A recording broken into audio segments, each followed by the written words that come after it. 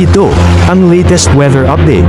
Alamin ang pinakasariwang ulat panahon ngayon dito sa Information TV Educational Channel. Ninang 1:30 ng hapon ay naglandfall nga po itong si Bagyong Ophel dito po sa Bagao, Cagayan.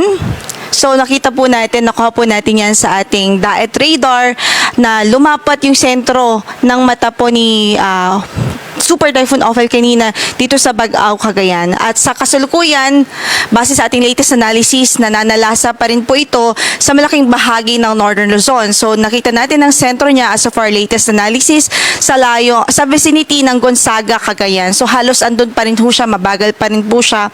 At ang kanyang taglay na lakas na hangin umaabot sa 165 kilometers per hour near the center. So napakalakas pa rin ho nitong bagyo.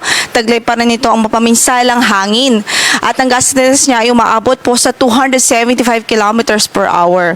Ang kanyang direksyon sa ngayon ay pakanluran, hilagang kanluran o west-northwest at 20 kilometers per hour. So ayan, nakikita nga po natin sa ating latest satellite, halos sakop pa rin ho ang buong Northern Luzon ng epekto ng bagyong ito, yung radius niya, Northern Luzon and some parts of Central Luzon. And makakonfirm natin yan sa signal, dahil dyan nakataas pa rin ang signal number 4 sa Babuyan Islands. Ito po, yung areas na ito, sa northern and eastern portions ng mainland Cagayan. Signal number 4 pa rin ho tayo. Ibig sabihin, posible pa rin po ang halos umaabot sa 165 kilometers per hour near the center ng maximum sustained winds. Samantala, signal number 3 naman sa Batanes. Dito po yan sa Batanes, rest of Cagayan, sa northern portion of Isabela, northern portion of Apayao, maging sa northern portion of Ilocos Norte. Then signal number 2 naman sa western and eastern portions of Isabela, rest of Apayao, Kalinga, northeastern portion ng Abra, the eastern portion of Mountain Province, and the rest o natitirang bahagi pa ng Ilocos Norte. Ito pong yellow shaded areas. Signal number 2 pa rin ho, kaya hindi po pwede maging kampante dahil andyan pa nga po yung bagyo.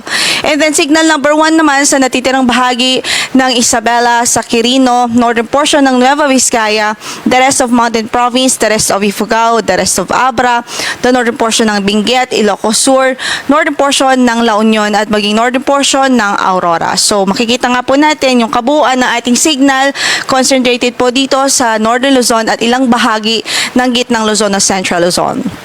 Balikan lamang ho natin yung track na ipinalabas ng Pag-asa as of 5 p.m. bulletin po natin. So, from this area, dahil naglandfall nga po ito sa northeastern portion ng Cagayan, particular po sa Bagao, Cagayan, ay tinahak po nito ang municipalities. Ngayon po ay nasa Gonzaga na po siya, Cagayan. And then, eventually po, lalabas po ito ng landmass Panandalian at Mananalasa o makakaapekto itong ulit dito po sa Babuyan Islands. Then, dito na po sa mag-submerge na dito sa waters po sa west part po ng sa western part na coastal areas po ng extreme northern Luzon, tapos magre-recurve ulit ng bahagya. Tapos ina-expect natin na dito na po siya sa ating area of responsibility tuluyang malulusaw. Pero by November 18 pa po yan, by Monday pa ho. So yan na nakikita natin projection. Ito yung naging track niya over the past few days, yung kanyang present location at ang kanyang forecast track.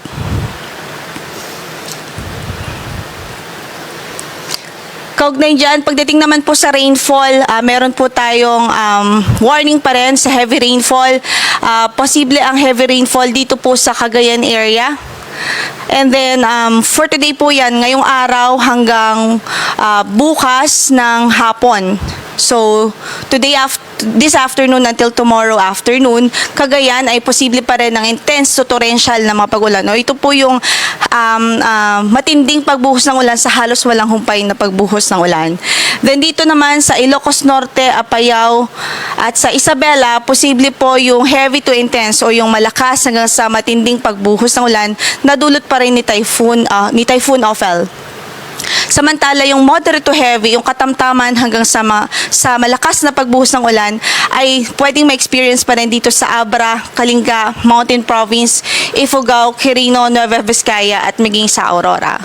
And then, bukas ng hapon hanggang sa Saturday ng hapon. So, Friday afternoon until Saturday afternoon, posible pa rin makaranas o posibleng makaranas na ng heavy to intense ang napagulan ang Sorsogon, Northern Samar at Eastern Samar dahil naman po yan sa yung incoming na or yung paparating po na bagyo na nasa labas pa ngayon ng ating area of responsibility at posibleng pumasok mamayang gabi sa ating PAR. So dahil sa kanyang proximity o dahil sa kanyang location, by tomorrow afternoon hanggang Saturday afternoon, posible na makaranas ng mga heavy to intense na pagulan ang Northern Samar, Eastern Samar at maging ang probinsya ng Sorsogon. So, advice po natin dyan na ang dobleng ingat and take precautionary measures, especially yung mga sa low-lying areas, mga bahain, dahil nakikita nga po natin medyo malakas ng mga pagulan ang mararanasan dito. And then, yung moderate to heavy o katamtaman hanggang sa malakas na pagulan, pwede rin po maranasan pa sa Camarines Norte, Camarines Sur, Catanduanes, Albay, Leyte, Samar, maging sa Beliran, maging yung Babuyan Islands. So, eto po dito, yung mga pagulan ay epekto po ito ng paparating ho na bagyo na nakikita po natin na magiging si Bagyong Pipito once na nag-enter ito ng ating area of responsibility. And then ito po, yung moderate to heavy dito sa Babuyan Islands, maging sa Batanes, ay caused po yan nung si Bagyong Ophel na nasa extreme northern Luzon na by that time. And then sa third day forecast po natin, Saturday afternoon, so Sabado ng hapon yan hanggang Sunday ng hapon, ay posible rin ang intense to torrential o matindi hanggang sa halos walang humpay ng mga pagulan dito sa Quezon Province, Camarines Norte at maging sa Camarines Sur. Samantala, yung heavy to intense o malakas hanggang sa matinding mga pagulan ay nakikita natin pwedeng maranasan dito sa Catanduanes, Albay, Sorsogon at maging sa Northern Samar, sa Marinduque, Batangas, Cavite, Laguna, Metro Manila, Rizal, Bataan, Pampanga, Bulacan, Zambales, Tarlac, Nueva Ecija at maging sa Aurora. And then yung moderate to heavy rains naman ay possible dito po sa Eastern Samar, Biliran, Leyte, Masbate, Romblon, Pangasinan, Nueva Vizcaya at maging dito sa Quirino Province. So kung makikita po natin halos ang affected ng mga pag-ulan dahil po sa paparating ho na bagyo ay halos parts po ng Central Luzon, malaking bahagi ng Central Luzon, ilang bahagi ng Northern Luzon, halos buong Southern Luzon at yung Eastern Visayas po. And then sa storm surge warning na ipinalabas po natin as of 2 p.m. kanina, nananatiling may banta po ng storm surge o daluyong dito sa mga lugar na ito. Partikular sa Cagayan, more than 3 meters pa rin na posibleng maranasang storm surge dahil sa presence o passage po nitong si Bagyong Ophel. And then 2.1 to 3 meters naman sa Aurora, sa Batanes, sa Cagayan, Ilocos Norte, maging sa Isabela, sa coastal areas po nila. And then 1 to 2 meters naman ang pwede pong maranasan o possible na storm surge dito po sa Ilocos Sur. So mag-ingat na lang ang ating advice dito as much as possible talaga. Hindi po pwedeng may mga residente sa coastal areas, especially sa ganitong sitwasyon na may bagyo, na may malakas na bagyo dahil mataas po yung chance na tumaas ng tubig o magkaroon ng storm surge dito sa coastal areas. Then nakataas pa rin ng ating gale warning sa Batanes, kasama na dyan ang Babuyan Islands, Cagayan, kasama na Babuyan Islands, Isabela, Aurora, Northern Coast of Ilocos Norte. So, hindi po pinagbabawal talaga yung mga paglayag dyan dahil napakaalon ng ating karagatan dyan dahil pa rin kay Bagyong Ophel. And then the rest of the ating coastal waters, up to 3.5 meters ang pwedeng maranasan dito sa remaining seaboard ng Aurora, seaboard ng Northern Luzon, northern and eastern seaboard ng Polillo Islands, western seaboard ng Ilocos Norte, habang up to 3 meters o actually mataas pa rin yung 3 meters po na wave height. So delikado pa rin ho ito. Sa northern and eastern seaboards of Catanduanes, seaboards of Camarines Norte at northern seaboard ng Camarines Sur. Okay, so detailed naman po dito sa tropical storm na si Manny. International name po niya yung Manny.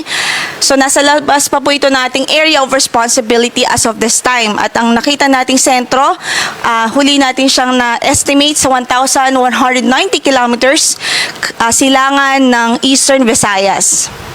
Taglay nito ang lakas ng hangin na umaabot sa 85 kilometers per hour near the center at gustiness o pagbugso po na 105 kilometers per hour. At ang kanyang pagkilos, base sa ating pagtaya, ay pakanluran, timog kanluran sa bilis po na 20 kilometers per hour. So kung hindi po magbago ang kanyang track at ang ating projection nito, by evening po today o ngayong gabi, ay papasok po ito ng ating area of responsibility at papangalanan po natin si Bagyong Pepito. And then sa forecast nga na pinalabas po ng Pag-asa, doon po sa ating Tropical Cyclone Advisory, nakikita po natin ang projection po niya, mataas po yung chance ng landfall scenario. Ibig sabihin, lalapat po sa lupa o lalapit po talaga ito sa kalupaan. So, ine-expect natin by Saturday no morning ay mas malapit na po ito sa kalupaan and posible ang landfall between Southern Luzon and even Eastern Visayas. Base po dito sa projection. At i-remind lang din po natin ang public na as long as nakapaloob po kayo dito sa tinatawag nating cone of probability, ibig sabihin, posible po na dyan mag-landfall sa areas na yan.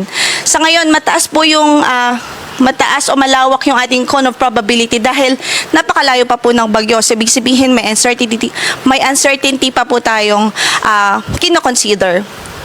So, ayan, ang projection, possible nga po yung landfall scenario. So, ngayon, wala pa pong signal na nakataas sa namang bahagi ng ating landmass dahil wala pa po itong direktang epekto. But we're expecting na posible po by Friday evening, so bukas ng gabi, posible mag-start na po tayong mag-signal sa ilang bahagi ng bansa dahil nga po kay Pepito. So,